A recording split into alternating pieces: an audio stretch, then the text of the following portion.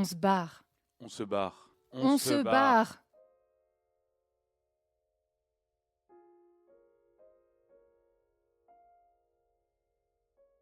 On se barre avec Marie Lagache.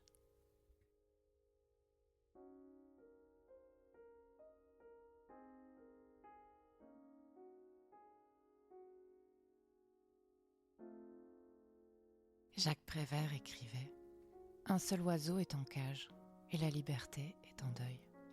J'avais envie d'ouvrir par cette citation, car aujourd'hui, j'ai envie de vous parler du roman autobiographique « M'en aller » de Marie Lagache, publié aux éditions Maya.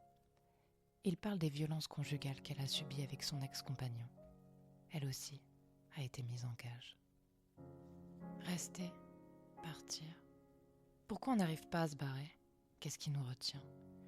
Comment est-on conditionné à subir ? Comment on meurt à petit feu, coincé dans une boucle infernale qui se répète sans cesse, mais dont on ne peut pas s'échapper facilement ? Et comment un jour, on se barre ? Marie livre son histoire sans pudeur, dans un texte salvateur qu'elle a écrit avec le recul et le regard qu'elle a aujourd'hui. On retient son souffle. Tout s'enchaîne très rapidement. On crie avec elle. Son histoire, c'est la nôtre aussi. Pour vous présenter son roman, je reçois Marie pour cet épisode. Marie fait partie de ces femmes que j'admire, qui osent parler de nos mots. En plus de son roman, elle est aussi derrière le podcast Porter nos voix. Voilà, je vous en dis presque pas plus. Marie va mieux se présenter, puis nous allons plonger ensemble dans ces lignes.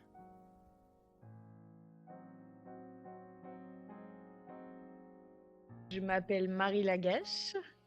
Là, actuellement, je travaille dans un centre hospitalier. Et avant ça, du coup, j'ai écrit le livre qui s'appelle M'en aller.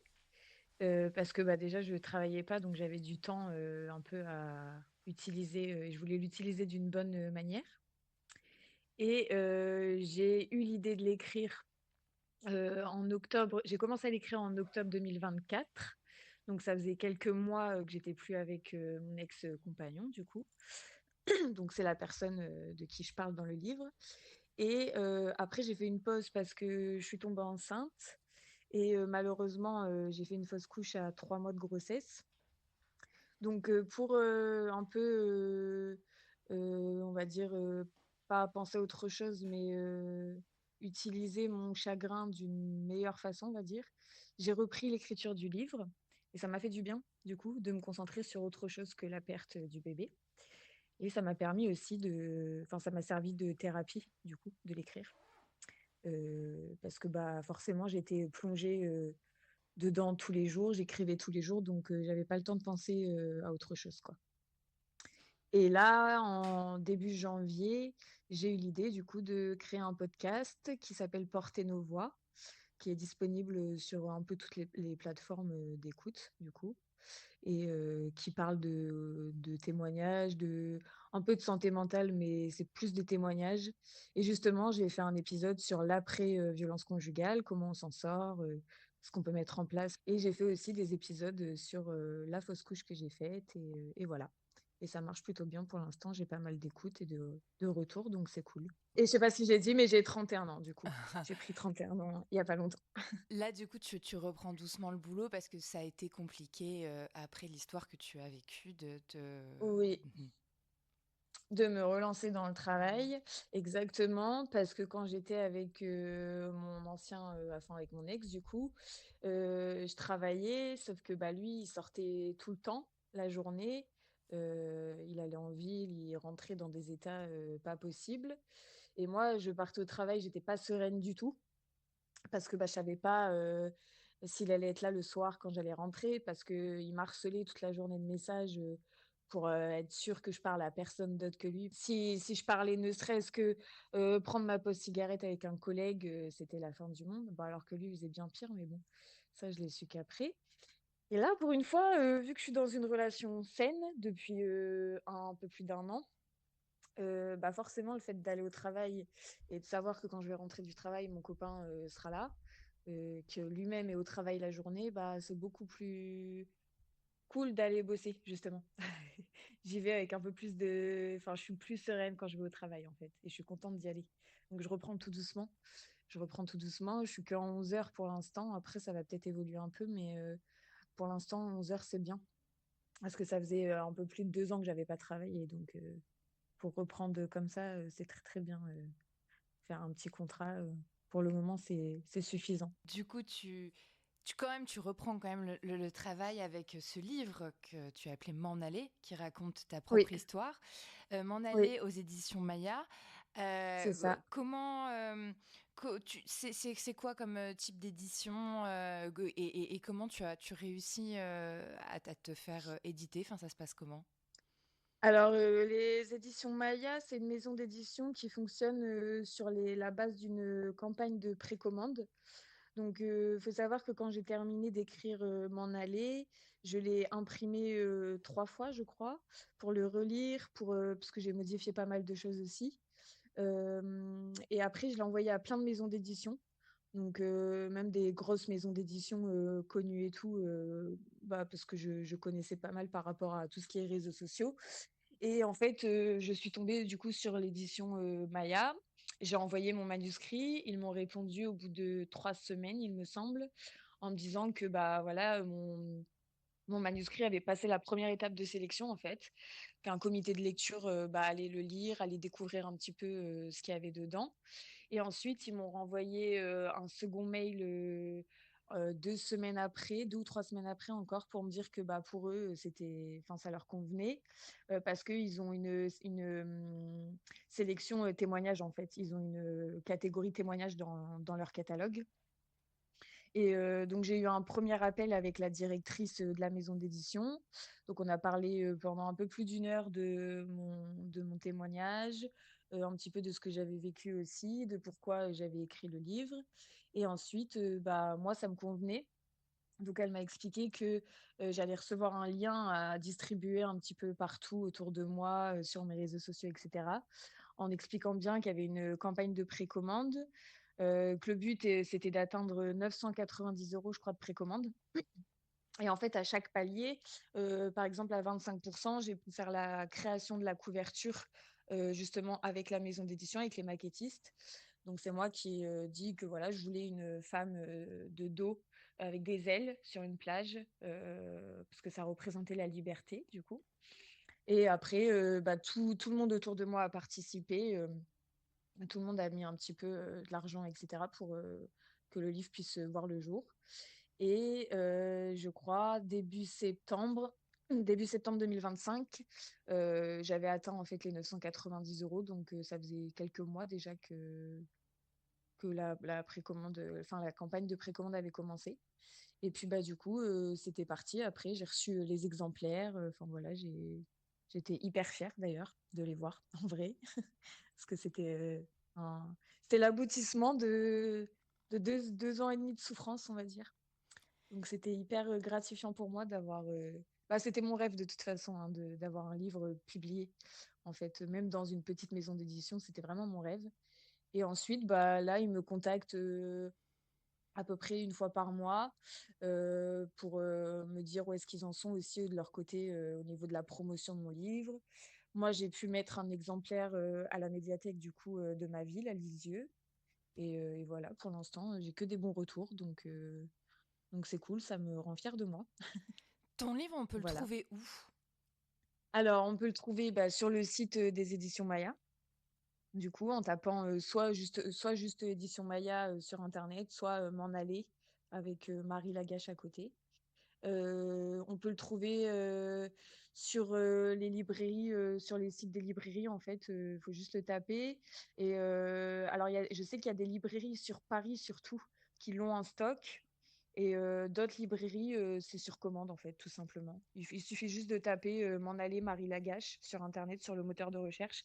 Et puis après, il y a tous les sites qui répertorient mon livre, où c'est disponible. Et voilà comment on peut le commander.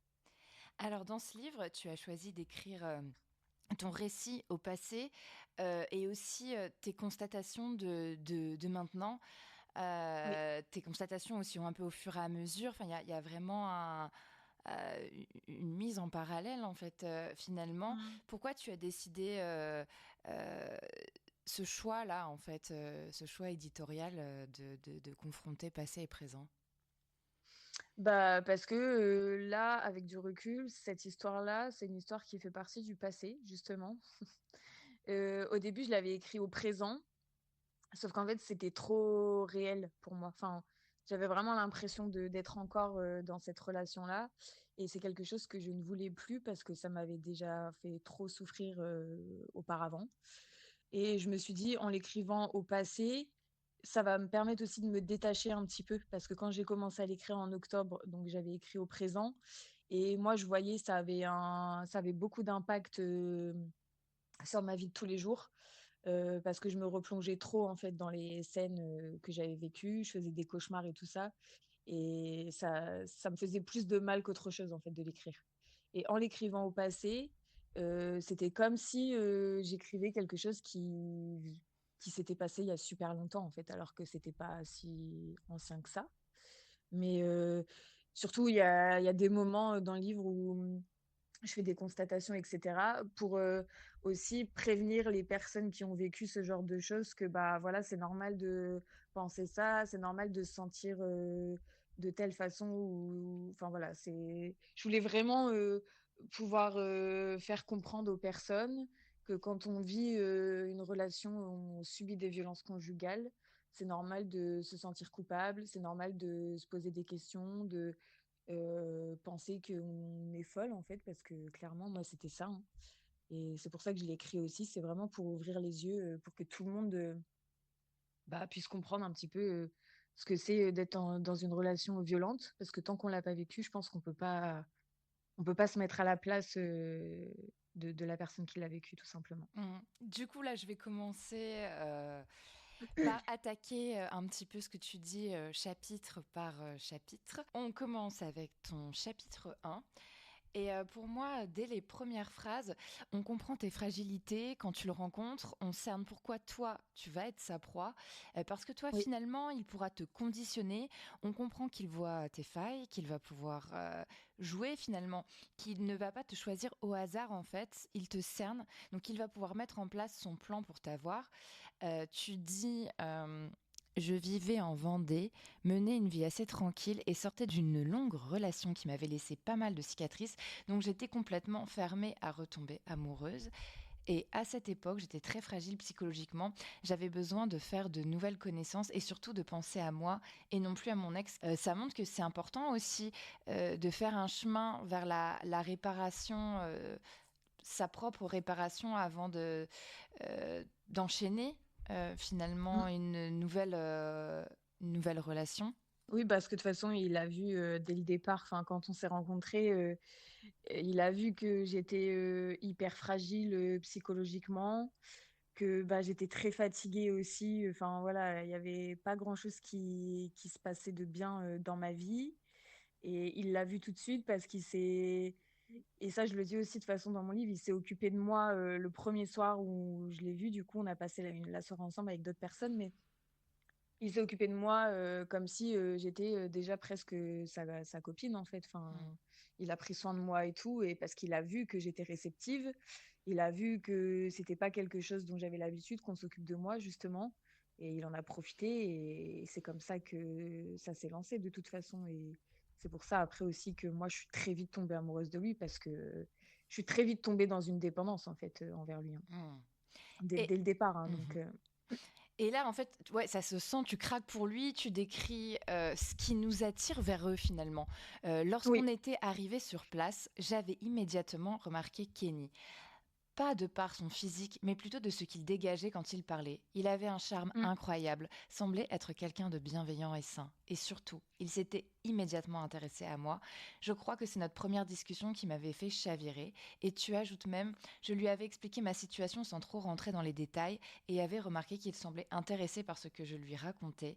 Ça m'avait plu, bien sûr, car ça faisait longtemps que je ne m'étais pas sentie écoutée et la sensation était agréable. En fait, on voit le piège se mettre en Oui, place. exactement, mais on tombe quand même dedans, Mmh. ouais. Il parlait bien en plus, il avait un une bonne, enfin sa façon de parler, elle était vraiment, il faisait propre sur lui en fait. Mmh. Il Tu faisait propre sur lui. et tu dis: «Je lui Donc c'est ça avais» qui m'a attirée. ouais, et bah, je lui Mmh. avais dit que j'avais vécu des tromperies et que je ne croyais plus en l'amour. Et c'est comme ça qu'on avait passé tout le reste de la soirée à refaire le monde. En fait, on voit Mmh. là, pour moi, le piège qui se tend. En fait, ça les attire, ce genre de discours, on peut le Oui, dire, ça nourrit leur bah c'est ego ça. et leur faille narcissique. Ouais. Là, ce qui les excite, c'est de se positionner, en sauveur, en fait, finalement. On Oui, est dans le triangle exactement. de Cartman. Ouais, c'est ça. Bah, parce qu'en fait, il s'est dit, je le sais, enfin, au départ, quand on s'est mis ensemble, je pensais pas du tout comme ça, mais avec du recul, il s'est dit, bah, de toute façon, elle est fragile. En plus, elle s'est fait tromper. Bah, enfin, là, elle m'ouvre la porte en grand, en fait, quoi. Là, si je peux lui retourner le cerveau et la manipuler, enfin, c'est parti, quoi. Il y aura pas de problème. Et tu dis, hein, c'est peut-être à ce moment-là que j'aurais dû me méfier de lui parce qu'il semblait dire amen à tout ce que je lui disais. Oui, oui, oui. Bah, il était d'accord avec tout ce que je disais. Mm, mm, mm, mm. Enfin, on n'avait que des points communs et franchement, les premières semaines, même après quand on s'est mis ensemble, on était d'accord sur tout. Mm, On aimait tous les deux les mêmes choses mm, et je me disais, c'est trop parfait, mais ça me faisait tellement du bien sur le mm. moment que j'ai fermé les yeux en fait et j'étais complètement aveuglée par le reste, Oui, quoi. il Donc, essayait trop finalement, et ça c'est des techniques typiques, ouais. je dirais de love bombing, c'est-à-dire que bon, il va te couvrir de tout un tas de cadeaux, mais Mm. c'est surtout qu'ils nous font croire qu'on est exactement pareil, pour vraiment Oui. presque nous faire croire que c'est nos âmes sœurs, tellement on est pareil en fait. Bah, c'est ça. C'est ce C'est qui ça. crée la fusion et c'est du Moi, c'était mensonge. ça. Hmm. Ah oui, moi, c'était ça. Moi, c'était, mais je le disais même à mon entourage et tout. Je disais, c'est mon âme sœur. Ouais. J'ai jamais vécu ça auparavant et tout parce que pour lui, j'étais la femme parfaite et il me mettait sur un piédestal et on était tout le temps d'accord. Même, Hmm. j'aurais pu même lui faire croire, je sais pas moi, que j'étais la reine d'Angleterre. Hmm. Il m'aurait dit oui, je te crois. Enfin, Bah d'ailleurs, tu dis hein, au début, j'étais sa reine. oui, ah oui, Ça, oui, c'est clairement. ça, bah ouais. Et après, donc Ouais. très vite, on sent quelque part que ça se dégrade assez vite. Tu dis, je me souviens qu'il avait pris un carton entier de bière, ce qui m'avait assez surpris. Mm, Mais ne voulant pas passer pour une femme chiante, je n'avais rien dit. Déjà, là, en fait, exactement. tu t'adaptes à quelque chose qui te convient pas. Qui me Et, convient pas. et pour moi, enfin, j'ai la sensation que là, c'est une façon pour lui de tester tes limites. Il teste tes limites pour Oui. après pouvoir en abuser autant qu'il veut. Pour, exactement, c'est ça. Oui, parce que ce jour-là, je me souviens, on n'était même pas encore en couple. On se rapprochait beaucoup, mais on n'était pas encore ensemble parce que moi, je lui avais bien fait comprendre que j'avais besoin de temps et tout. Et c'est vrai que ça m'avait un peu mis la puce à l'oreille, mais je m'étais dit, bon, on n'est pas encore ensemble et tout, je vais pas commencer à lui dire non, ça me plaît pas parce que j'étais déjà, je pense qu'au fond de moi, même si je voulais pas me l'avouer, mais j'avais déjà des sentiments pour lui. Et je sais que même ma petite sœur m'avait fait la réflexion et elle m'avait dit, il va boire tout ça. Et j'avais dit, ah, c'est bon, il est grand, il sait ce qu'il fait. Enfin, Mm. c'est rien, quoi, c'est pas grave. Et il s'est dit, bah, de toute façon, elle accepte ça. Donc, bon, bah, c'est bon, c'est parti. Maintenant, je peux faire tout ce que je veux puisque Mm. elle est déjà, bah, elle est déjà attachée à moi, en fait. Donc, forcément, Ouais, c'est ça. c'est bon, ça On peut. est dans le Ouais, test, ouais, ouais, c'est ça. Et puis oui, puis en plus exactement. après par la suite, vraiment, il te bassine avec qui veut vivre quelque chose de sérieux avec quelqu'un. Oui, Il est toujours dans le test des limites, mais vraiment ça, on peut le dire, ça s'installe très vite en fait. C'est ouais, ce que oui, oui, tu ça dis, s'installe, ça peut oui, arriver oui, très vite super vite. finalement. Mm. Alors, tu dis aussi 2 semaines après notre rencontre, on se mit ensemble et j'avais l'impression d'avoir trouvé mon âme sœur, c'est ce que tu disais. Oui. Là, pour moi, tu dis tout. C'est exactement ça. On a la sensation d'avoir trouvé notre âme sœur. Et c'est pour moi, c'est à cette idée-là qu'on va s'accrocher tout le temps pour rester parce que, en Mm. fait, parce qu'en fait, le fait qu'on se dise que c'est notre âme sœur, c'est ce qui nous aide à tous supporter pour eux. Alors que Ouais. finalement, on peut dire que le concept de l'âme sœur, c'est discutable aussi. C'est aussi une Oui. belle histoire qu'on nous raconte depuis toujours. On est conditionné aussi à la chercher et à la trouver. Or, c'est pas sûr que ça existe vraiment, l'âme sœur. Et moi, en plus de l'âme sœur, je pense aussi au concept de promesse au destin qui se rejoint. C'est une promesse au destin qui nous lie à eux. Et finalement, et finalement ça nous fait tomber dans leur piège. Ils nous C'est piègent ça. avec ça, en fait, finalement. Ouais, exactement, c'est ça. Mais oui, j'avais clairement l'impression, oui, d'avoir trouvé mon âme sœur et bah, je pense que comme toutes les petites filles, hein, quand on est petite, on rêve du prince charmant et on se dit: «Ah, je vais me marier» et cetera et là, c'était vraiment ça, hein, pour moi. Enfin, je à partir du jour où on s'est mis ensemble, officiellement, je me suis dit: «On va rester ensemble, jusqu'à la fin, de nos jours, quoi». Enfin, Mmh. c'est impossible, que ça se passe autrement, parce que ça se passe bien, parce qu'il me couvre d'attention, parce que, vraiment, c'était la relation, parfaite. En tout cas, au Mmh. début, c'était parfait, Et on peut dire il y avait que aucune ombre au tableau, enfin tout mmh. allait bien donc ouais. Et très vite. Ça, on peut le dire, c'est très fulgurant. De toute façon, on le sent dans ton écriture. C'est une écriture fulgurante. Ça s'enchaîne. Oui. C'est ce rythme. On est avec toi. On a le souffle coupé, en fait, finalement, Mmh. et on sent que voilà que tout se met trop vite en place aussi. Alors que, en principe, ça doit prendre son temps. Ça La doit prendre son patience temps, oui. est une vertu. Et c'est marrant parce que moi, j'ai noté aussi que tu dis au début qu'il te traite comme une reine. Puis après, tu dis comme une princesse. Comme si même dans ton Mmh. écriture, tu te fais décliner reine, princesse, Oui, presque après ça servante et descend, esclave c'est ça, finalement. exactement. Bah, Mhm. c'est ça, en fait. Bah oui, Bah ouais. enfin, clairement, oui, c'est ça. Oui, parce qu'au début, il me traite comme une reine parce que, je suis la seule à ses yeux, parce qu'il y a que moi qui compte, parce qu'il change, toutes ses fréquentations pour moi, parce qu'en fait, il dit oui à tout ce que je lui demande, en fait. Il dit oui Mhm. à tout ce que je lui demande et puis, au fur et à mesure, ça descend un petit peu et je vois que je descends aussi un petit peu, pas dans son estime, mais, dans sa façon d'être, il est pas comme avant, il est pas comme au début. Alors qu'il me disait qu'il me ferait tout le temps des câlins, que j'aurais toujours de l'attention, etc. Bah, je vois que ça commence à diminuer un petit peu au fur et à mesure. Et puis, bah, il commence à reprendre les habitudes qu'il avait avant qu'on soit ensemble, en fait, tout simplement. Et j'ai beau lui dire que ça me plaît pas de trop, il y prête pas attention. Et en fait, ça se dégrade comme ça descend au fur et à mesure Mhm. de l'histoire, en fait. Ouais. Et tu montes le poids de la culpabilité qu'on porte parce qu'on accepte de souffrir tout le temps et qu'on Oui. cède beaucoup finalement. On cède. Mm. Tu dis, puis j'ai constaté qu'on sortait vraiment beaucoup. Je lui ai expliqué que c'était un peu trop pour moi. Donc je Oui. lui ai demandé de se calmer un peu. Il me répondit simplement que l'été arrivait et qu'il voulait en profiter. Me fit la En promesse profiter. d'arrêter de boire en septembre. Et puisque je l'aimais déjà et que je ne souhaitais pas qu'il se sente en prison, entre guillemets, dans notre Mm. relation, j'abdiquais et décidais de lui faire confiance. Là, tu commences à abdiquer finalement très vite dès le début. Tu Ouais. cèdes, mais tu cèdes par peur, la peur de le perdre, une Ouais, peur de exactement. l'abandon, et tu changes ta C'est ça. personnalité pour t'adapter à lui très Pour vite. m'adapter à lui. Mm. Ouais, exactement. Bah, puis de toute façon, la peur de l'abandon, dès le départ, moi, je lui dis, hein, je lui dis, moi, Mm. la peur de l'abandon, je l'ai depuis le divorce de mes parents, parce que ma mère est partie et tout, donc Mm. il le sait. Il sait que, voilà, avant d'être avec lui, j'étais pendant 8 ans dans une relation aussi toxique. Et du coup, je cède parce que je me dis, si je commence à mettre des limites, il va me quitter et c'est impossible en fait. Enfin, Mm. moi, à ce moment-là, c'est inimaginable de voir ma vie sans lui en fait. Je me dis, c'est impossible. Je vais pas pouvoir survivre à une séparation Mm. avec lui en fait. On a Et l'impression. il en joue. Mm. Hmm. On a l'impression qu'il a deux visages, mais en fait, il en a qu'un dans le fond.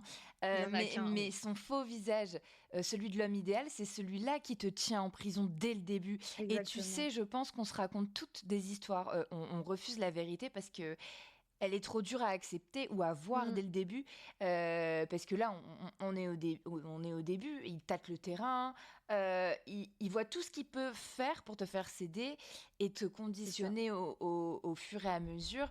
Je pense là, il sait aussi toujours se faire pardonner, ça c'est important d'en parler, ça t'en parle Oui, bien, oui, oui, en ça, t'offrant il sait bien le faire. bah ouais, en t'offrant des cadeaux comme aller à l'hôtel. Il sait ce qui va te Ouais, toucher en fait désormais, et il c'est fera ça. toujours la même chose, des excuses et parfois des cadeaux. Il est toujours Mm. dans le chaud et le froid pour te déstabiliser en fait. Et tu le dis Oui, bien, en exactement. fait, à ce moment-là, je ne savais pas encore, mais il se comportait en homme parfait afin que je devienne acquise et que je ne puisse plus partir s'il décidait de dépasser les limites.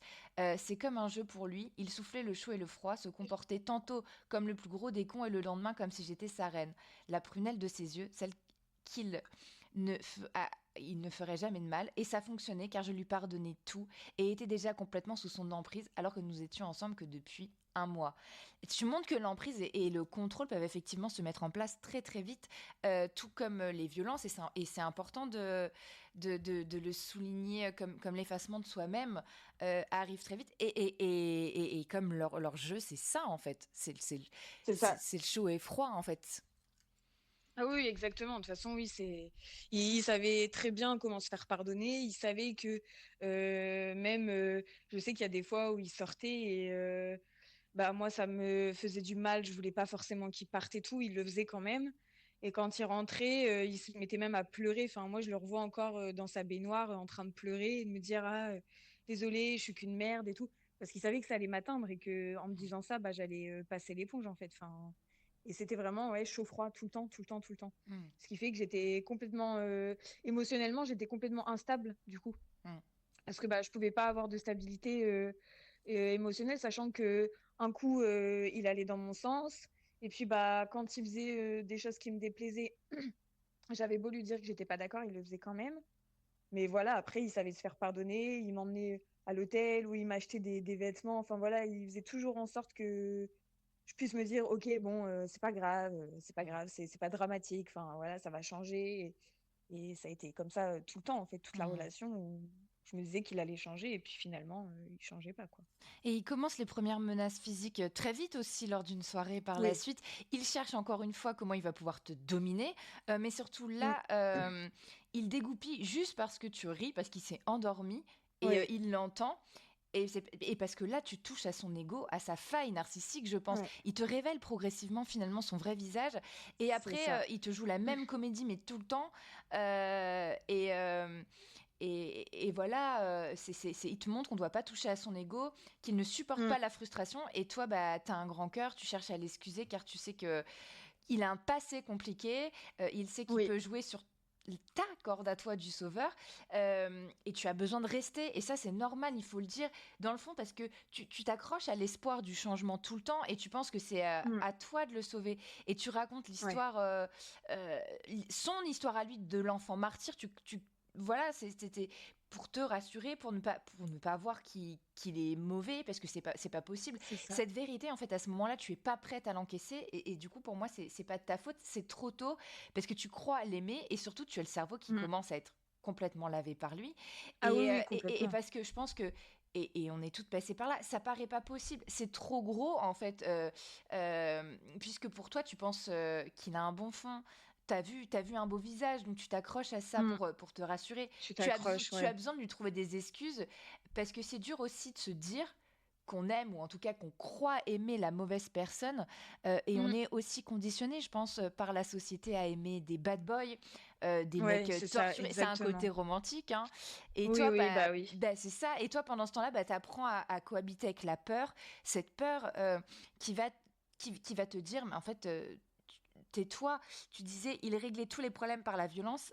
Et même s'il ne me portait aucun coup, je m'aperçus que je pleurais beaucoup plus que la normalité. Et Mm. pourtant, je ne pouvais pas m'empêcher de lui trouver des excuses, de me dire C'est qu'il ça. n'avait pas eu une enfance facile, et je n'arrivais même pas à lui en vouloir. Au contraire, je culpabilisais presque de l'empêcher de profiter avec ses potes et de le rendre malheureux. Mm. Là, on sent, voilà, il y a une bascule, en fait. Ah oui, complètement. Ah oui, non, mais de toute façon, oui, c'était complètement ça. Enfin, à chaque fois, je me disais, non, mais il a vécu une enfance difficile, il a perdu sa maman, il a perdu sa grand-mère, enfin voilà, il n'a pas été aidé non plus. Et en fait, je... Vraiment, oui, je voulais le sauver, je voulais le sauver. Et moi, je me suis complètement oubliée et laissée de côté. Et je me rappelle que je pleurais tout le temps, tout le temps. Enfin, ça faisait même pas 3 mois, je pense, hein, qu'on était ensemble. Et je pleurais au moins 2 fois par semaine, quoi. Mais je culpabilisais parce que je me disais, ah, t'en fais trop, t'exagères. Enfin, voilà. Hmm. Je lui trouvais tout le temps des excuses, en fait. Mais toi, en fait, on Et sent que j'avais... Ouais. on sent que t'es toujours pleine d'espoir, et que finalement, c'est cet espoir, c'est une chaîne qu'il te met autour du cou. C'est le Oui. mensonge qu'il entretient pour te mettre une laisse finalement, et grâce à ça, il a la clé aussi pour commencer les inversions de culpabilité. Mm. Et on voit bien, tu montres tu montres toutes les phases du cycle de la violence aussi, donc c'est-à-dire la tension, l'agression qui peut être physique ou non, Les justifications de l'auteur, hein, ses excuses, par exemple, la minimisation, l'inversion de culpabilité, puis la lune de miel, finalement. Oui, c'est exactement ça. C'est écrit le livre, c'est pour justement expliquer Mhm. aux femmes et même aux hommes, hein, parce qu'il y a, Mhm. il y a des hommes aussi hein, qui sont victimes de violences conjugales. Et c'est vraiment pour montrer que voilà, le cycle des violences, c'est ça, c'est ouais, la lune de miel, quoi. C'est tout va bien, et puis Mhm. ça part en vrille, et puis ça remonte, et puis en fait, ça fait que ça, et nous, on sait plus trop comment réagir, et on n'arrive même plus à penser par nous-mêmes, en fait. C'est ça le piège aussi du truc, c'est on se dit, bah, sans lui, je suis rien. Et c'est ce qui arrive, en fait, enfin, à Mhm. force. Moi, c'est ce que je me disais, hein. Je me disais, il contrôle toutes mes émotions et enfin, mes humeurs dépendaient des siennes, en fait. Mhm. Mes humeurs dépendaient de ce qu'il allait faire, de comment il allait se comporter, C'était tout le temps lui, en fait. Moi, je m'étais complètement oubliée et mise de côté. Et j'arrivais plus à réfléchir par moi-même, en fait. Mhm. Là, Mm. j'attaque le chapitre 2. Et Oui. tu me touches quand tu dis aussi, quand je repense à tout ça, même si c'est arrivé il y a plus de 2 ans, j'ai toujours la boule au ventre. C'est fou comme le Mm. corps se souvient des événements que j'aurais souhaité effacer de ma mémoire. Et pourtant, en écrivant ces lignes, j'ai l'impression que c'était hier. Moi, je pense que le corps, il n'oublie rien. Et c'est pour ça que le parcours de l'après est aussi long et douloureux. Ouais. En fait, on n'imagine pas comme le corps, il retient tout de chez tout et comme il faudra Mm. l'apaiser et l'apprivoiser, en fait, à nouveau par la suite. C'est ça, exactement. Ah oui, mais même encore là, à l'heure où je te parle et tout, je le sens, hein, de toute façon. La boule au ventre, dès que je parle de lui, elle est encore là, même si ça fait un moment qu'on n'est plus ensemble et que ça va mieux aussi parce Mm, que j'ai fait aussi ce qu'il fallait pour que ça aille mieux. Mais oui, le corps se souvient de tout. mm, Le corps se souvient de tout, de la moindre petite phrase, tout en fait, mm, d'un geste, vraiment tout. Et mm, oui, c'est pour ça que je le dis aussi. Et en l'écrivant, oui, j'avais vraiment l'impression que ça s'était passé la veille, quoi. mm. Alors que non, mais ouais, Et je trouve que ton ouais, récit complètement. est très déculpabilisant parce que tu montres finalement ce cheminement qu'on a toutes et en fait finalement pourquoi quelque part ouais on n'a pas le choix, on est conditionné et on avance comme ça parce qu'il ne peut pas en être autrement. Là, je Mhm. pense justement à, tu dis, la plupart de ses amis m'avaient prévenu qu'il aimait boire, que ses ex-copines Oui, l'avaient quitté pour cette raison. Mais je préférais me faire mon propre avis, me battre pour notre relation et continuer à le défendre, même si c'était la pire des choses à faire. En fait, on se Mhm. bat parce qu'on pense que c'est notre âme sœur, hein, ce qu'on disait plus haut, Ouais, c'est ça. parce qu'on pense que nous, on va changer la donne, On va puisqu'on est le leur changer, ouais. unique. Mhm. En fait, Oui, on peut pas faire changer d'avis les gens, ça doit venir d'eux-mêmes. Tu avais besoin de ouais, savoir, et un jour, quand on sait, quand on a compris, on se barre définitivement. Mais avant c'est ça, ça. on reste et on y revient sans cesse, tant qu'on n'est pas Mhm. prête à accepter la vérité, en fait, Ouais. finalement. Bah oui, parce qu'on est aveuglé par l'amour qu'on pense porter envers la personne, puisque c'est pas de l'amour, hein, au final c'est de la Ouais, dépendance. Mais ouais, tout à enfin, fait. il y avait de l'amour quand même au début, et il y avait de l'amour, mais lui, de son côté, je pense pas.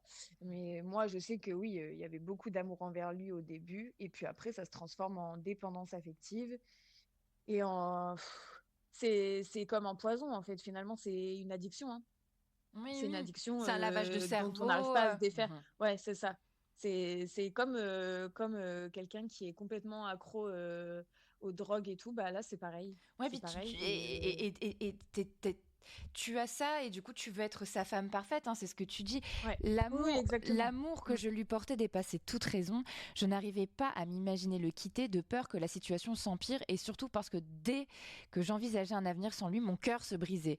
Je crois qu'il n'avait Ouais. pas conscience que ses agissements me faisaient de la peine parce qu'il me répétait souvent que j'étais trop envahissante, trop collante, Mm. pas assez mature et fêtarde. Ça m'épuisait et je m'efforçais de devenir quelqu'un de meilleur dans le seul but de lui plaire et pour qu'il ne se lasse jamais de moi. Je me disais qu'en devenant la femme parfaite, à tout lui céder, alors il ne me quitterait jamais et finirait par se C'est lasser ça. de ses sorties pour se consacrer entièrement à notre couple encore récent. Là, c'est le lavage de Mm. cerveau, en fait. Bah oui, parce que tu t'es plus toi-même en fait. C'est ça, t'es plus rien. Tu te dis, bon, bah, pour que les choses se passent bien, il faut que tu changes complètement ta personnalité, Mhm, même tes valeurs en fait. Tout change. Tout change parce mhm, que tu te dis, si. si tu gardes, enfin, si tu restes la personne que tu étais avant d'être avec lui, ça va pas. Donc peut-être qu'en lui cédant tout, peut-être qu'en disant oui à tout et juste en fait, c'était sois belle et tais-toi, quoi. Enfin, Mhm. clairement, c'était ça. Et tu te dis peut-être qu'en étant comme ça, bah, il va changer, il va comprendre. Et puis tu t'aperçois que non, dans tous les cas, t'as beau faire tout ce que tu veux, y a rien qui change, quoi. Tu dis bien que ça me tuait à petit feu. Je gardais tout en moi et préférais ça plutôt que de le perdre et qu'il m'abandonne. Là, c'est ce qu'on Ouais, disait. Tu parles d'une notion qui touche beaucoup d'entre nous, hein, la peur de l'abandon. Cette peur de l'abandon, elle est souvent liée au sentiment de ne pas être digne d'amour finalement. Alors tu es c'est prête à ça. devenir quelqu'un d'autre pour avoir de l'amour. Quelque Mm, part, tu penses au fond que tu ne mérites pas l'amour. Tu peux tenir bon tant que tu as cette dose d'amour, hein, cet amour qui ouais. n'en est pas un, hein, on est d'accord, parce que ça te donne le sentiment d'avoir de la valeur et c'est pour ça que tu restes. Tu as le sentiment que sans Mm, ça, tu vaux rien. Et ouais. il y a la peur d'être seul aussi. Et ça, c'est un type de profil, on pourrait dire, sensible aux dépendances affectives, selon moi. Et c'est aussi car il t'a fait croire que sans lui, tu n'étais rien. Et ça montre aussi la Bah, c'est force ça. du lien et comme on s'enchaîne et qui deviennent notre oxygène. Mm, exactement, c'est ça. Et là, en plus, on sent en fait qu'il te dresse à la terreur, hein. Il teste tout le temps Ouais. tes limites. Dès qu'il voilà, qu'il sent qu'il perd le contrôle ou et ben c'est de pire en pire, hein. Il teste tout, hein. Une C'est fois en ça, pleine nuit, il te fout exactement. carrément dehors en fait aussi. Oui, oui, oui, exactement. Mais il y a eu plein, de toute façon, il y a des épisodes comme ça. Enfin, Hmm. il y en a eu tellement C'est du où dressage, on est il m'a même. d'accord. Hmm. Bah, c'est du dressage et puis en fait, t'as peur tout le temps. Du coup, Hmm. t'as peur tout le temps. Et du coup, c'est toi que ça te retourne le cerveau et tu te dis, mais c'est à moi de changer, de faire des C'est à efforts. moi de Et changer. c'est là où tu te dis, Ouais. mais son dressage, il marche. Il sait que ces silences t'affectent, donc il en joue. Oui, Et il il en sait que joue. tu vas Mm. revenir en rampant. Et tu le dis, c'est toujours moi qui revenais vers lui, car ça me brisait le cœur de ne plus entendre sa voix. En fait, on voit, tu te suradaptes tout le temps, Oui, comme s'il faut exactement. te changer.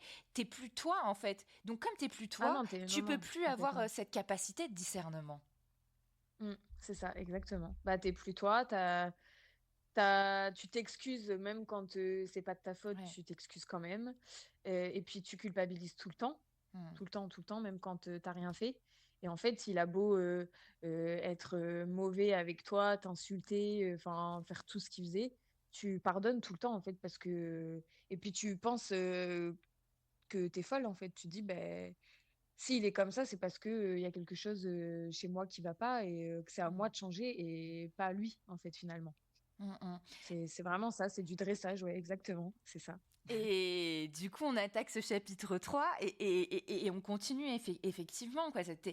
T'es prête à mettre ta vie en danger, en fait, et tu montres Ouais. que c'est voilà, que c'est du contrôle total et il commence à jouer avec l'inversion de culpabilité pour te rendre cinglé et on n'est plus.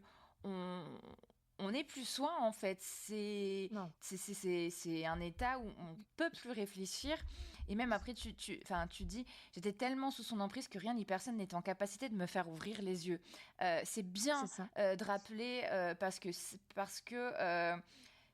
voilà, ça prend du temps d'être prête à partir. Mm. Et puis toi, tu dis, mon cœur me suppliait de rester, pensant bêtement qu'il allait changer et que euh, je parviendrai à le sauver de lui-même. Tu lui pardonnes toujours C'est tout, ça. tu as besoin en fait de ta dose de lui, tu vas même jusqu'à être reconnaissante quand il se comporte bien, Oui. quand il a des Mm. comportements normaux. Tu montres bien en fait Oui. finalement là, comme notre cerveau il est lavé, il est plus capable de discerner la normalité.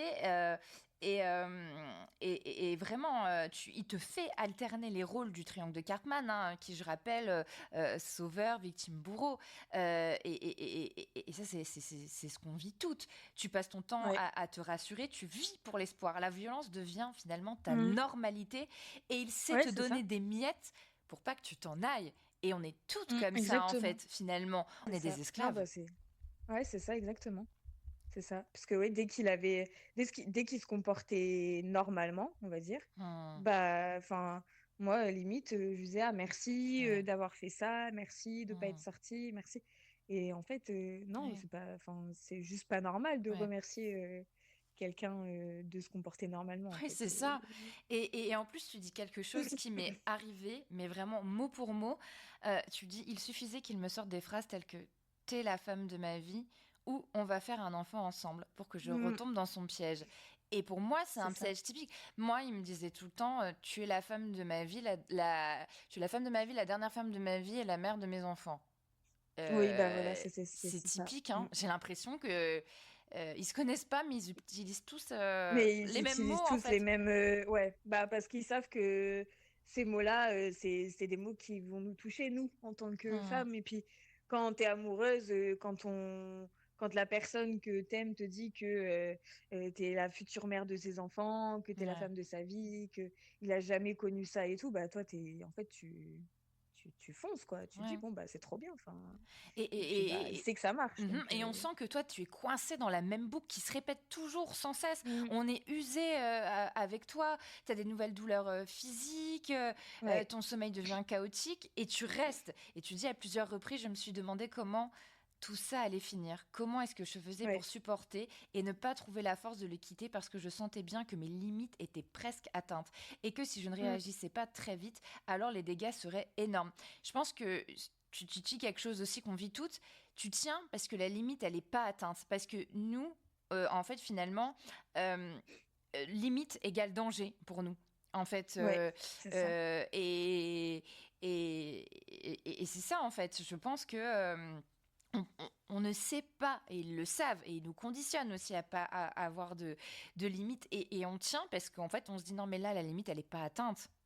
Alors Ouais, qu'en c'est fait, ça, elle est dépassée exactement. depuis longtemps. Elle est dépassée Ouais, depuis longtemps, mais tu restes, tu persistes. ouais. Et puis, moi, je sais que le matin, quand je me réveillais, ma première pensée, c'était de me dire, faut que je parte.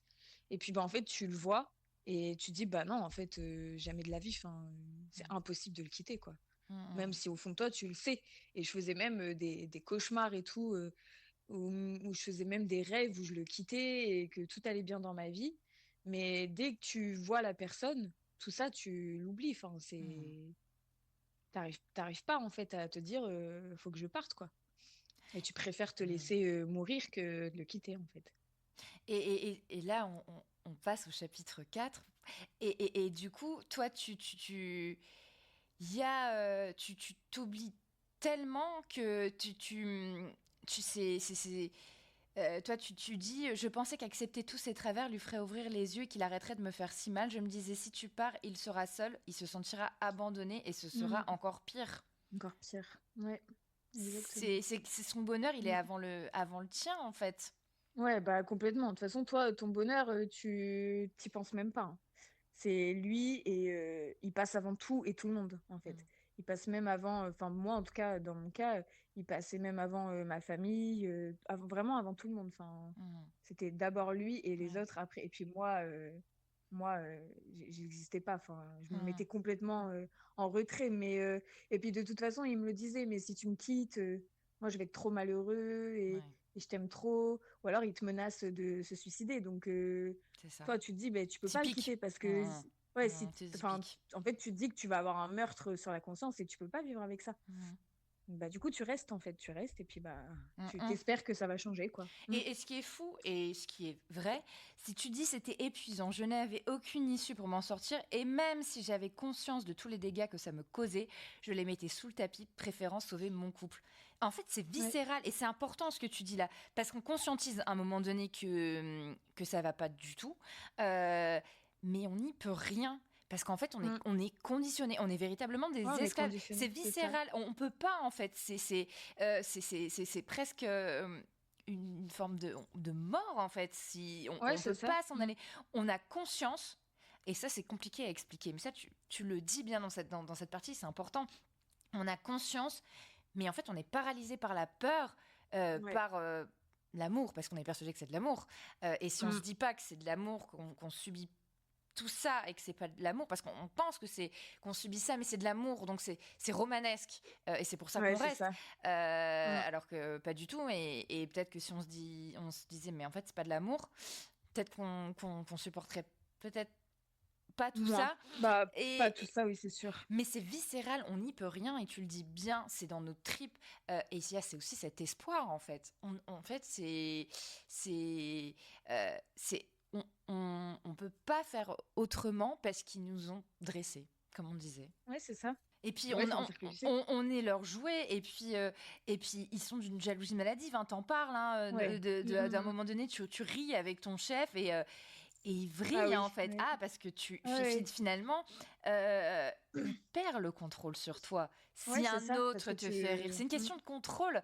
Et ouais, c'est ça. tu paies le prix. On joue avec son jouet, en fait. Et C'est tu ça, finis par exactement. t'excuser alors que tu peux rien, Alors parce que que tu peux rien. c'est comme ça qui t'a conditionné, en fait. Ouais, puis il te punit après, Il te il te punit punit et tu le sais. d'avoir rigolé avec quelqu'un d'autre, et tu le sais. Et Mhm, moi, je sais que ce jour-là, enfin, je suis rentrée à la maison avec la boule au ventre et tout, et il a puni le fait que j'ai rigolé avec mon responsable, bah, en faisant une soirée toute la nuit, quoi. mhm, Et voilà. Alors que de base, c'était pas prévu, il devait rien faire, mais mhm, parce que j'ai rigolé avec quelqu'un d'autre que lui, mhm, bah, il s'est dit, je mhm. vais la punir, et puis comme ça, elle va pas recommencer. Et là, tu as une phrase qui me bouleverse. Il me réveilla pour me dire que j'abusais, qu'il en avait marre, qu'on finirait par se séparer et qu'un jour il se retrouverait en prison pour m'avoir tué. Mm. Là, il te montre son vrai visage en fait. Ouais. Et il te tient par la terreur. C'est ça, exactement. Et puis tu te dis, quand il te sort ça en pleine nuit, Hmm. tu te dis, là c'est grave. Enfin, là, si moi je me rappelle, hein, ce jour, enfin cette nuit-là, je me suis dit, là, si je réagis pas, ça va mal finir. Et il sait qu'il te fait peur, il en joue. Hmm. Et en fait, quand tu lui en reparles après le lendemain, bah à la limite, il te fait croire que tu as inventé tout ça, que c'est, enfin, qu'il t'a jamais sorti ça, et que c'est dans ta tête, et que Mhm. t'es folle une fois de plus, quoi. Mm. Mhm. Et d'ailleurs, ce que tu Ouais. dis là, là, on attaque notre chapitre 5 et c'est ce que tu dis, hein, il te fait croire que tu deviens folle et en fait, finalement, il Ouais. cherche à te pousser au suicide. C'est ça, exactement. Il veut te Bah ouais, pousser parce que à tu te bout. laisses aller. Ouais. Mhm. Mm. Ah, tu te laisses aller, déjà, t'as plus aucune estime de toi. Mhm. Et moi, je me laissais complètement aller, hein. Je prenais plus soin de moi. Bah, je Mhm. dormais tout le temps. Puis après, bah, j'ai quitté mon travail aussi. Donc, bah voilà. Mhm. Enfin, et puis, les problèmes de santé se sont ajoutés à tout ça. Donc, ça n'a pas aidé. Et puis, t'es pas soutenu. Puis, en fait, il y a tout qui s'enchaîne. Et Mhm. t'as l'impression qu'il n'y a plus rien qui te raccroche à la vie. Mhm. Du coup, tu te dis, bah, peut-être que la meilleure façon que ça s'arrête, c'est de stopper tout ça, et puis ouais, de te foutre en Mhm. l'air, quoi. Et Mhm. puis, et t'as beau lui dire que t'as des idées comme ça, Mhm. bah, lui, il te dit, t'es folle, de toute façon, Oui, mais il est t'es folle, sadique, t'es ça folle, t'es l'excite folle. en fait. Mhm. Voilà, c'est ça. Bah, il se dit, bah, j'ai réussi mon coup, quoi. Et Mhm. puis voilà. Et Et ces gens-là, ils ont pas de cœur, donc dans tous les cas, ça les atteint pas, en fait. non, ben non, Mm. ils n'ont pas d'empathie. Là, du coup, je Non, passe sur le chapitre 6 où tu décris l'état de sidération face à la première gifle, à tout ce qu'on disait. Tu es conditionné finalement à la ouais. recevoir, cette première gifle. Tu dis, avant même que je n'ai eu le réflexe de me protéger, je sentis sa main s'abattre sur ma joue une première fois. Mm. Le bruit de sa paume claqua si fort. J'étais terrifiée et ne parvenais pas à bouger, à faire le moindre geste pour réagir. Et puis tu décris bien que c'est de pire en pire, que ça s'accentue, que rien ne peut changer. Tu vas même Mm. devoir démissionner. Hein. En fait, je ne vivais Ouais, plus, mais survivais. Et surtout, je me laissais mourir petit à petit. Hein, c'est ce que tu disais. Là, c'est ça. t'as plus aucune arme en fait. En fait, tu peux plus te Non. défendre. Il t'a vidé de toi. Il te Mm. vide de toi au fur et à Exactement. mesure. T'as plus d'énergie, t'as plus Hmm. rien, tu te laisses faire, et puis tu te laisses faire, en fait, t'es impuissante, tu n'oses plus rien dire parce que tu sais que ça peut recommencer. Mhm. Et du coup, bah, maintenant que la limite a été, que la limite des violences physiques a été franchie, Ouais. tu, en fait, t'es complètement dépassé, quoi. Tu restes, et Mhm. puis tu te dis, de toute façon, maintenant, enfin, même si je partais, qui voudrait de moi, sachant que j'ai vécu tout ça avant, quoi. Mhm. Et là, Et en fait, tu chapitre... restes par Ouais. dépit. Et Mm. chapitre 7, la gifle de trop, elle arrive. Ouais. T'as un déclic parce que t'as peur de mourir, mais Mm. ça te déchire. Mais tu fais quand même intervenir La police, là, tu prouves que Ouais. tu peux partir. Tu décris bien hein, après comment ça se Mmh. passe avec les forces de l'ordre, tout ça. Tu veux encore le protéger. Mais en fait, on le fait toutes. Ouais. Tu montres bien cette culpabilité qu'on porte et comment on est incapable de tout dire et comment on minimise l'inexcusable. Tu dis bien que tu as peur qu'il aille en prison. Et en fait, on est Ouais. toutes comme ça. On veut toujours les protéger et en fait, on n'y peut rien. C'est parce qu'ils Et on n'y nous peut ont rien. lavé le cerveau, parce qu'on est dévoués, des esclaves dévoués, comme s'ils avaient plus de valeur que nous, puisque ils nous donnent la sensation d'amour et qu'on est quelqu'un d'important.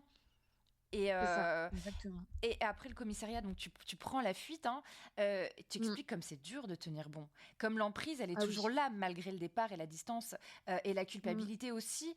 Et comme ça fait mal la séparation, tu dis je souffrais tellement que je pensais en mourir. J'avais si Ah oui, mal et c'est j'étais ouais, si ouais. triste que tout ça se produise. Je voulais tant que ça n'ait pas eu lieu, le retrouver, me Mmh. blottir dans ses bras, mais j'avais conscience que c'était impossible. J'avais l'impression qu'on m'arrachait une partie de mon être et que plus jamais je ne pourrais aller bien, que plus rien n'aurait jamais de sens. Je lui en voulais tellement de m'avoir frappé, mais je m'en voulais Mmh. terriblement aussi d'avoir prévenu la police. Mais ça n'aurait pas pu se faire autrement. C'est ce qu'on ressent toutes. Ouais, exactement, c'est ça. C'est ça et je me rappelle d'être partie comme ça, même si au fond de moi, je savais que c'était la seule solution, à ce moment-là, enfin, pour moi, c'était l'enfer, quoi, Mhm. et je suis partie un peu plus de 2 semaines, je crois et ces 2 semaines-là, ouais, c'était l'enfer et il y a eu un moment où ça commençait à pas aller mieux, mais j'arrivais à un peu à reprendre un peu le contrôle de ma vie et puis il a fallu que je reprenne contact avec et tout ce que j'avais mis en place pendant 2 semaines, c'était foutu, quoi, donc Chapitre ah oui, 8, hein, c'était c'est ce que tu dis. ouais, On y ouais, retourne. c'est ça. Mais Mmh. on y retourne. Alors, c'est tout ce que tu évoques, hein, parce qu'il y a la culpabilité, la pris possession de ton cœur. Il fait tout. Tu t'en veux d'être parti. Tu Ouais. l'as abandonné et t'as pas envie d'être abandonné, donc t'as pas envie d'abandonner l'autre. T'as Mmh. toujours cette idée que tu vas l'aider à s'en sortir. Euh, T'as besoin de te battre. T'as l'impression qu'en fait, tu t'es enfui un peu comme une voleuse. Ça fait mal physiquement. Ça c'est le cœur brisé en fait finalement c'est le Mmh. chagrin C'est ça. d'amour ultime et on Ouais. y retourne c'est eux qui possèdent notre air. Mmh. C'est ça. Bah, tu y retournes, mais au fond de toi, tu sais que d'être parti une première fois, c'est tu as déjà fait un premier pas, en fait. Mm, mm, Et je pense que moi, c'est ça qui m'a aidée après pour la suite à réussir à tenir encore un peu et puis à partir, complètement parce que je me suis dit: «J'ai mis déjà une première vraie limite». mhm, Je lui ai fait comprendre déjà que j'avais pu partir une fois et que, mhm. bah, si s'il recommençait, ça pouvait se reproduire Mais tu y retournes en fait et tu cèdes parce qu'il applique aussi il faut le dire le hoovering, ouais. Mmh. c'est-à-dire qu'il joue les victimes, il te met en Ouais. position de sauveur et il te demande pas comment tu vas jamais. Il est Mmh. auto-centré, il est il touche à ta corde sensible. En fait, tu cèdes vraiment parce que lui, il applique des techniques et on n'arrive pas face à ces techniques à faire autrement puisqu'on est conditionné. Et C'est d'ailleurs, ça. il te dit, hein, on peut parler de ce qui s'est passé s'il te plaît. Tu me manques trop, je te jure, je n'y arrive pas sans toi. Mmh. Et forcément, tu y retournes, tu n'y peux rien. Il sait te piéger, il te parle d'amour. Ouais. Mais finalement, c'est peut-être ton cerveau qui te crée cette illusion de l'amour pour que tu puisses supporter de rester encore, pour pas disjoncter. C'est ça. Mmh. Ouais, puis il pleure. Il Oui, pleure, donc du coup, mais il tu parle pas pas de envie toi. de Mhm. voir l'homme que t'aimes pleurer. Mais que Ouais. toi, le fait que tu aies pleuré pendant tout ce temps, Mhm. il s'en occupe pas, en fait. Enfin, Mhm. c'est comme si ça avait pas ton chagrin, tes émotions, elles sont pas prises en compte, elles existent pas à aucun moment de la relation, dans tous les cas. Mhm. Et chapitre Donc 10 du coup, là, là c'est lui qui te quitte et te reprend. mmh, En fait, il teste un autre jeu macabre. ouais, Là, il te prouve que c'est lui qui décide. Et rappelons que notre c'est ça. cerveau, il est accro à l'adrénaline et aux montagnes russes aussi. Ouais, Et ouais, ça, on n'y peut rien. exactement. Hein. C'est le Non. cerveau qui fonctionne comme ça. Hein. Ouais, il te quitte et puis, bah, tu te dis, bah, tu dans tous les cas, enfin, tu malheureuse et lui, il en joue. Mhm. Il en joue parce qu'il se dit: «Bah, OK, je l'ai quittée, bah, maintenant elle va ramper pour, que je la reprenne, quoi» et puis Mhm. c'est ce que tu fais. Mhm. Tu t'excuses encore pour des choses que t'as pas faites et Mhm. tu cèdes à tout, en fait, tu cèdes à tout pour qu'ils te reprennent parce que sans lui, Mhm. t'es trop mal, quoi. Et t'as Et ils le l'impression savent, que bien ta vie, sûr. elle vaut. Ouais, ouais. Oui, Mhm. puis ils savent, dans tous les cas, ils savent très bien que t'es dépendante. Et puis, tu te dis, dans tous les cas, sans lui, ta vie, elle a aucun sens, Oui, quoi. bien Donc, sûr. ils en jouent, hein. Dans tous les cas, lui, il en jouait beaucoup, hein. Oui, oui, puis il faut un peu les malins. Bah, Mm. d'ailleurs, chapitre 11, tu dis que bah, pour l'agression, hein, passé, où tu Ouais, avais appelé la police, il prend 5 mois de sursis, c'est ça, hein, ouais, 5 mois de sursis, ainsi ouais. qu'une mise à l'épreuve d'un an et demi, mais il s'en tape complètement. Il se Ah oui, sent oui. au-dessus de ça, hein. Mais là, toi, tes sentiments, ils sont de moins en moins forts. Là, tu Mm. reprends le contrôle. Tu as cette peur de la mort qui agit finalement comme un déclic, hein, qui est Ouais, là. La petite graine, c'est ça. elle est semée. Et, euh, et tu poses enfin les mots dépendance et non plus amour. Mm. Ouais. Parce que tu te rends compte que ce que les personnes autour de toi vivent, leurs relations et tout, et que c'est pas du tout ce que toi tu t'es en train de vivre. Et du coup, ça te fait un déclic aussi. Et tu te dis, Mhm. bah, je comprends pas, moi, ça se passe pas comme ça. Et c'est qu'il y a quelque chose qui est pas normal, en fait. Et c'est ça aussi qui fait que tu as le déclic.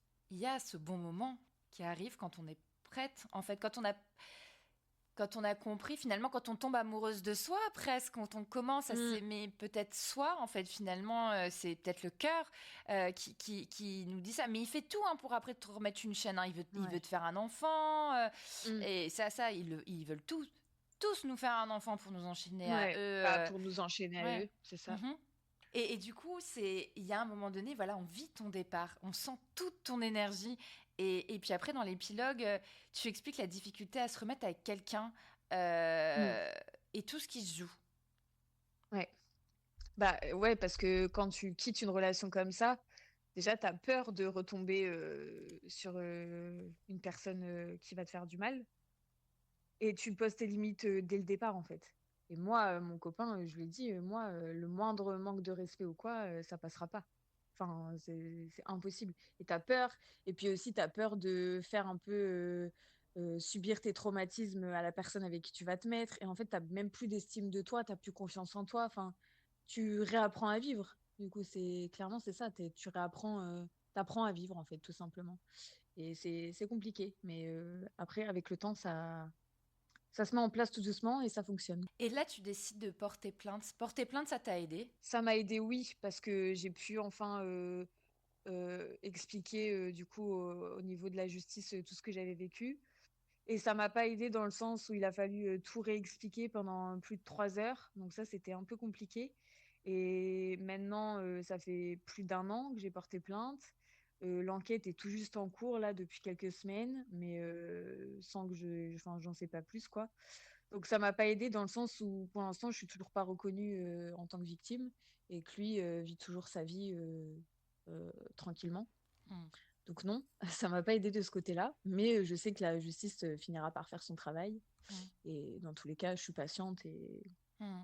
et je peux pas faire autrement de toute Et les façon. procédures sont Donc, longues, hein, faut le rappeler, et c'est épuisant. ouais. Et c'est pas normal surtout parce que quand tu vis des violences conjugales ou même des viols, etc., enfin, à partir du moment où tu vis quelque chose de grave, je comprends pas que la justice mette autant de temps en fait à punir les auteurs Hmm. de tout ça en fait.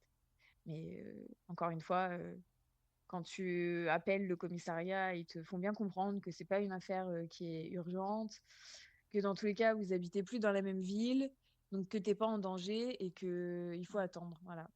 C'est ça qui est, je Attendre, trouve, c'est toujours à aberrant attendre, ouais.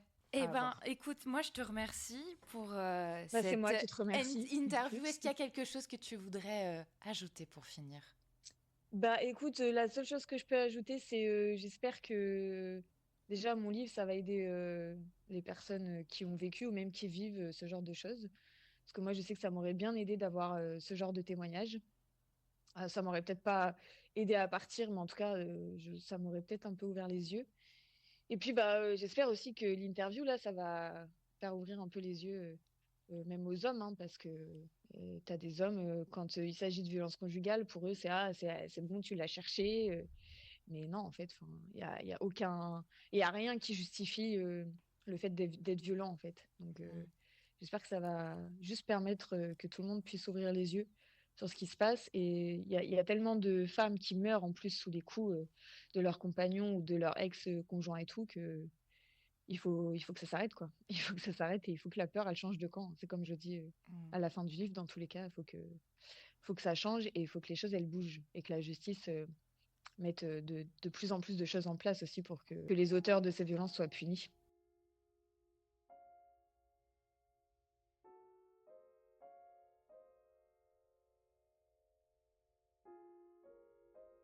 On se barre. On se barre. On On se se barre. barre.